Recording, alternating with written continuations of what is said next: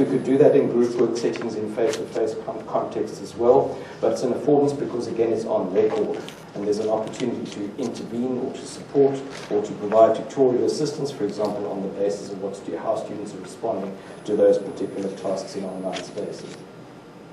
So constructivism, alignment, and I think this is critical if we're going to move into the online space at mass scale.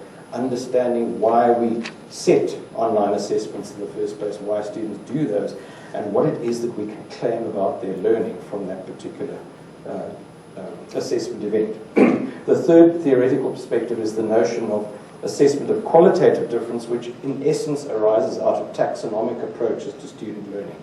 Some of you will recognize, I'm sure, the Bloom's taxonomy. It seems to have had currency for a long time, and it seems still to be current. And why? Because it's a powerful framework. It tells us something about the differences in the ways in which students engage in learning. And why is it important for assessment? Because it tells us something about how we can be focused as assessors on, is it recall that is our primary basis for assessment?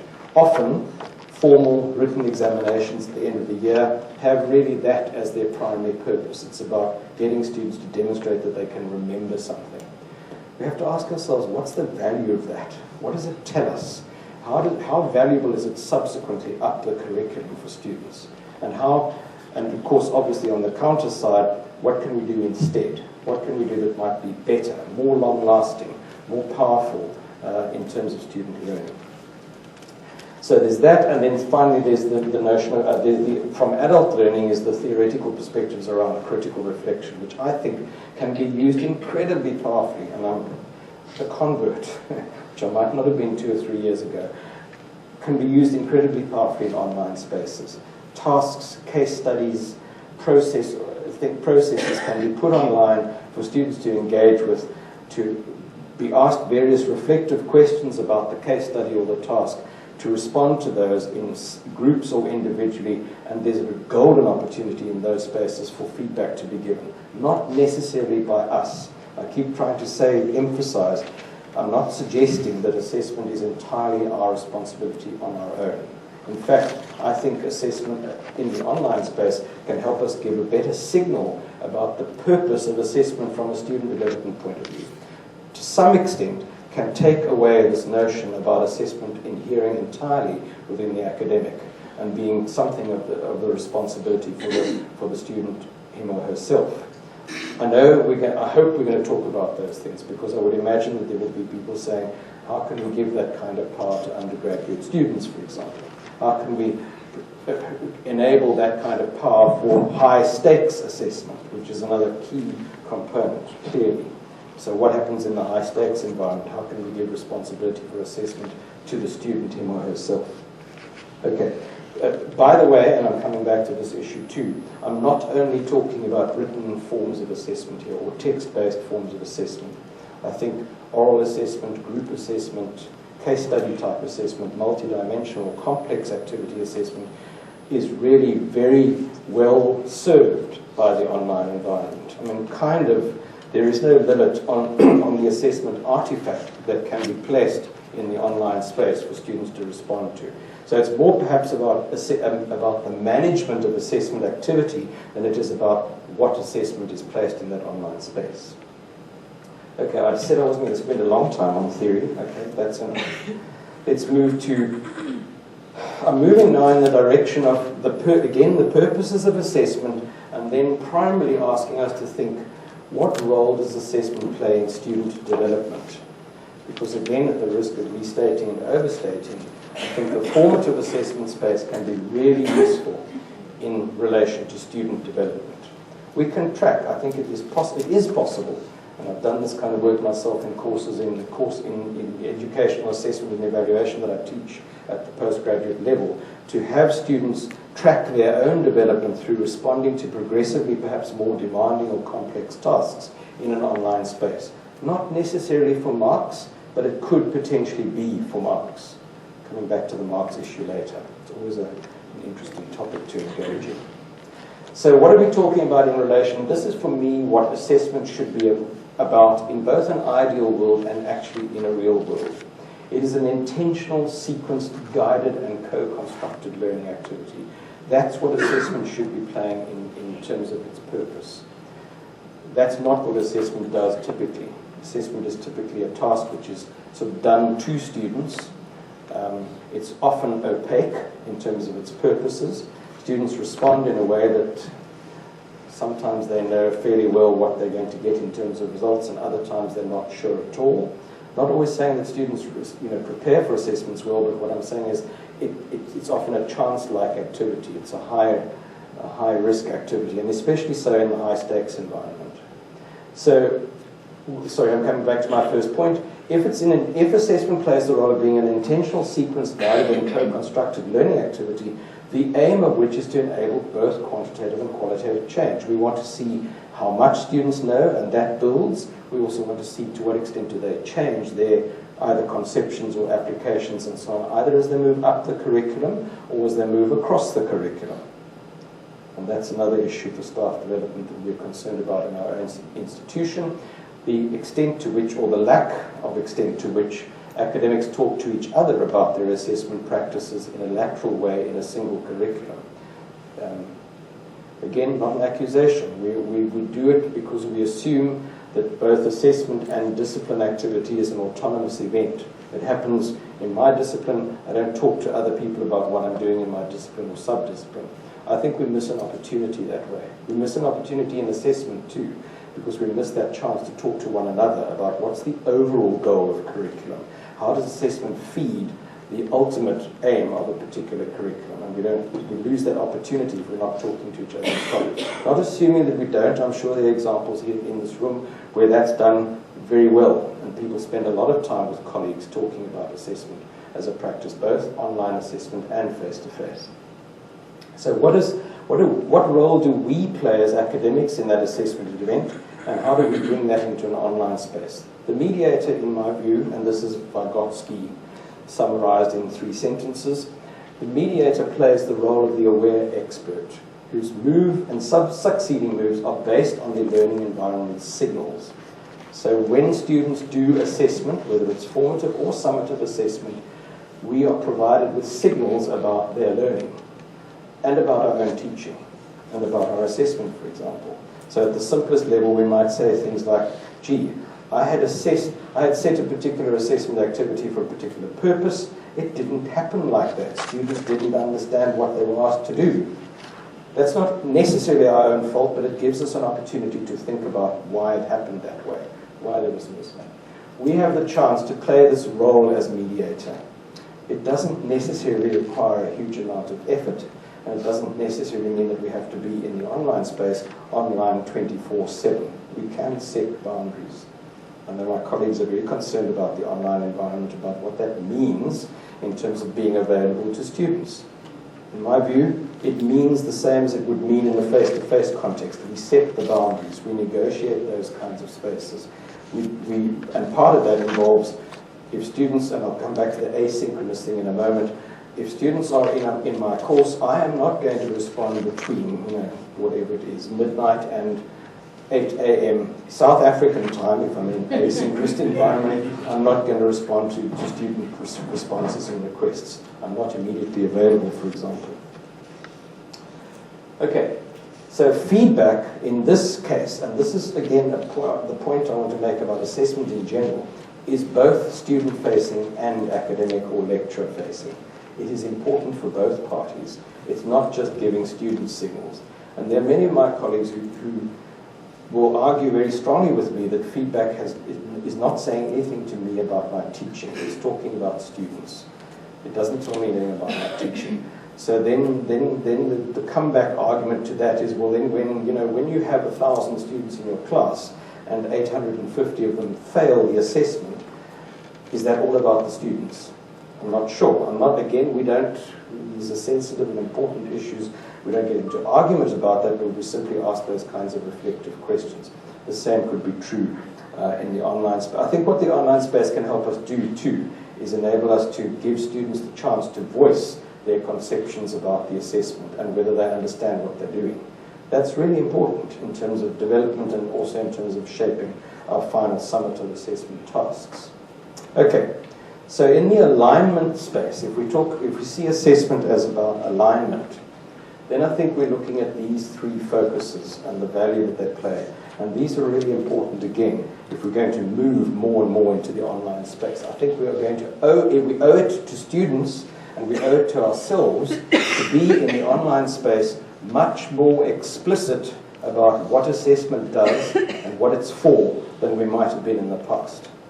It's simply not going to serve any purpose if we are either opaque or we believe, in some cases, for my colleagues, and certainly in my own case, if we believe that assessment is something that we kind of withhold from students, it's some kind of mystery that gets unpacked for them in a shocking surprise in a formal examination or a summative assessment task. Really strange practice. Particularly strange practice in professional disciplines, where the aim, I think, is to have students really be able to self-assess. And how are they going to self-assess if they don't learn how to assess? But it's also true, I think, in formative assessment spaces too, because it doesn't enable development. Golden opportunities can be presented, I think, to us in the online space, because there we have chances to really intervene. Not one-to-one necessarily, whole group interventions. We can participate with students, and I'm jumping the gun a bit because I'm coming to that later. We can participate with students in forums, chat rooms, on social media. Shock, horror. We can participate with students in those spaces and make use of those if we play the role of mediator, assessment mediator, in very strategic and very opportunistic, in the best sense of the word, very opportunistic ways. So we're not constantly online, we're not constantly engaging with students, we're engaging in very strategic and important moments where we say to students in an online space, okay, I can see from this particular assessment task that many of you are struggling with fundamental conceptions of the discipline. That's what's emerging here. You're free to debate that with me, but I'm the expert and I can see that happening. So here's some questions for you to think about. Here's some ways in which I'd like to respond to some of the conceptual difficulties you're having. Talk to one another. Give feedback to one another. Get into groups in the online space with one another, or we organize those groups ourselves and have students work in that way. Taken to the nth, by the way, and this is my particular interest in dynamic assessment. In dynamic assessment, we can orchestrate groups in accordance with the particular difficulties which students are experiencing. And then we can divide the group of students up in accordance with some of the things that they're struggling with, because not all students are struggling with the same thing. So we know in the dynamic assessment space we can provide specific kinds of mediation and feedback to different subgroups of students according to the levels of either difficulty they're experiencing or conceptual struggles that they're battling. I can talk more about that in detail as we go along. I'm going to take a pause in a moment and ask people to ask questions or make some observations. So first of all, in alignment terms, we're looking at what is it that we want to achieve. The second thing is we're thinking about assessment as an action that involves some kind of cognitive, affective, behavioral, or other demand in inverted commas. So thinking about what is it that we want, what is it demand that we're placing on students. It often is not just one of these, especially again in the professional disciplines. The assessment activity may just as much be assessing cognition as it is assessing affect or values or behaviors, for example, or literacies. And we often don't think about those things, and I think that's another challenge in the online space. What we need to be doing in the online space is thinking very carefully about what is the kind of literacy that is required of students and ourselves if we're going to move from face-to-face to online. For some students, that's a huge leap. For us, it's sometimes a huge leap as well to think about what it means. So we need to be thinking about those issues as well. So assessment as an activity is not, to state the blindingly obvious, is not simply a cognitive event. And in some cases, the object of assessment is in fact not cognition. It's much more behavior or value or something of that kind. And how do we grapple with that, and how do we structure assessment? And then the final, most important challenge, which is the question about what do we claim about student learning from the assessment activity, and what are the limits of our claims? So very often we set a written task and we make a whole lot of claims about student learning that go way beyond writing. We say, well, this is demonstrated that the student, believes in the discipline, is going to be a postgraduate student, is going to understands the values that underpin that just on the basis of a single written task. That's really nerve-wracking. And that's, again, something which I think we can control or mediate or regulate better in an online space, where we can be clearer about what assessment is doing and how it's working. Okay, I'm going to take a short break in the presentation side of this and call for questions or comments or observations from your various perspectives for a few minutes, just to give people a breather. Any thoughts or comments on where I've been taking this so far? The second bit of what I'm going to do is looking more at the kind of alignment issue, and then I'm going into the much more direct, practical, what do we do online that can enable some of this stuff to have substance. You're coming from a variety of perspectives. I'm not sure whether there are students in the room. Yeah. In the theoretical framing, you mentioned adult learning and critical reflection. You also mentioned about assessment of learning and assessment for learning. Towards the notion of self-directed learning, can you just respond on assessment as learning? The whole notion of the student's participation in the assessment process? Yeah. Okay. So what that for me means, this question about whether, first at the high level, in my view, assessment should be playing that kind of role. In other words, assessment should enable a student to move progressively towards self-regulation and understanding of why they do assessment for the purpose, say, of the course they're doing or the profession they're entering and so on. So I think there we have to, and again it means talking about these things with students. We have to be spelling out all the time with students what is the purpose of assessment, to what extent we're wanting to rely on them taking responsibility for their own judgments about their work, how we might, for example, progressively remove the role that the formal process plays in the assessment process. But we have to be realistic. We have to say to students, there are professional standards, benchmarks, etc. And at some level, students may not know what they do not know. So we can't necessarily have all the assessment being self-directed or student-directed, but we can progressively remove, if you like, or place more responsibility for that burden on students.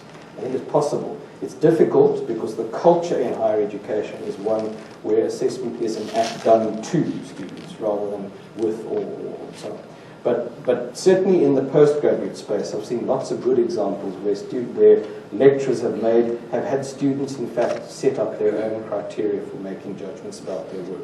Of course, the lecturer will mediate that. So they're not simply going to say, good, great, okay, if you think, and I'm taking it to take a silly example for a minute, in a MOOC space, massive open online courses. In MOOC spaces, I've seen students set up criteria where, for example, they've made a judgment that says the most important thing about marking this particular essay is the font students use. Now, lecturers got to intervene at that point and say, don't you think that's a trivial criterion? Are there not more important things that we're making judgments about here, and that you need to know and that you need to develop in yourselves as future learners? So we've got to mediate the space, but it's possible. I was talking about the culture thing. I think it's a difficult thing because culturally it's not practiced very successfully. People assume, as I say, that it's the responsibility of the lecturer. So it's a progressive task. It's a slow process. And it means talking to colleagues as well. We can't do it alone. We also can't do it alone for students because students will be suspicious of that. They will say, well, the assessment practice in my other 3 courses is like this. Why are you doing it this way? What am I losing as a result? How are you betraying me in this space? We've got to try and unburden that process as well. We've got to be realistic about this. So can you speak a little bit more about the alignment between formative and summative assessment tasks? And also, in terms of criteria in summative assessment tasks, how would that align to giving credit for progress in terms of things like academic writing? Okay, can I leave the criteria one for, because I'm coming to that, but the alignment issue, the concern I have about in assessment now, and might be, I think, amplified in the online space, is that students come to see formative assessment tasks as being play, and then summative assessment tasks as being the real thing. And I think that's likely to happen even more in the online space if we're not careful. Because we're going to put students have students engage in various informal, formative type assessment activity in an online space, and then we're going to set an examination which is not aligned with those formative purposes. In an ideal world, formative assessment contributes to the summative judgment which we make. And this is difficult stuff. Not difficult, I don't mean difficult to understand, I mean difficult to practice. Because students don't necessarily also see formative tasks as important. They kind of, that's stuff that I'm not going to bother with. What's in the exam? What do I have to do to respond to the exam question? So we've got to set up a culture, I think, again individually and across disciplines, departments, etc., where formative assessment is just as important as any other component of what we're doing. So the alignment thing for me, to summarize, is we have to be sure that this alignment applies to the entire assessment as social practice regime, not just to the summative or the formative assessments. It's difficult stuff because often, and again, we think we have more freedom in the formative space than we do in the summative space. We claim the summative assessment to be set by somebody else, compliant with certain regulations and requirements, perhaps in the discipline or the profession, and we can't do anything about that. That's pretty sad, as autonomous academics, that we feel that way. We've got to move the space into greater alignment. Yeah. So you mentioned that with some of the online activities, they don't always need to be for marks. Yeah. But we know that often students don't participate Sure. if something is not for marks. Absolutely. So my question is just, so if we take the example of a discussion forum online versus a discussion in class. In class, there might be some students that don't participate, but it's much easier to not participate in an online discussion forum. Should we just accept the fact that half the class might not participate and give feedback to those who do engage? Or should we be trying to reflect and see different ways of improving engagement, or trying to encourage students to, or do we just give a mark for just participating in the forum, no matter what was said? It's a bit, all of the above. I think we have to make that judgment. We have to decide, okay, what is it that, again, back to purpose, what is it that we primarily want to encourage through this particular assessment, this formative assessment? If participation is really important, then we have to, and if it takes formal assignment of marks to signal its importance, then we have to do that in the realist space.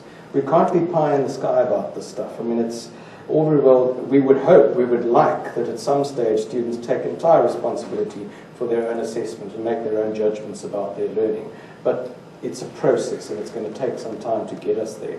So we would, I think, try all those kinds of mechanisms, but go back to first principles. First principles, why are we doing this? What's it for? What's the primary? So therefore, if the primary responsibility is interpersonal communication or contribution in an online space to a debate or discussion, then it's not acceptable for some students to opt out. They all need to be contributing. So maybe we've got to regulate that space by offering some kind of participation mark, or by encouraging people to participate, or by saying this has consequence. Go back to the aims of the course. What's the point? What's the affective or behavioural value of this as an assessment activity? Do you want to comment? Yeah, just to add to that, I think, we can't just put a discussion forum up and expect students to participate. We need to, there's a process to draw them into that space. And they have to derive value from that space as well. So if those discussions and engaging with those discussions then reflect in the sort of final assessment, they will participate more willingly. But it's a process. It's not a sort of single sort of point. Sure, and it unfortunately it shouldn't be happening in isolation too, because then there's the chance that students see this as being particular only to this course and elsewhere. I mean, obviously students are savvy. They know they can work out what is going to be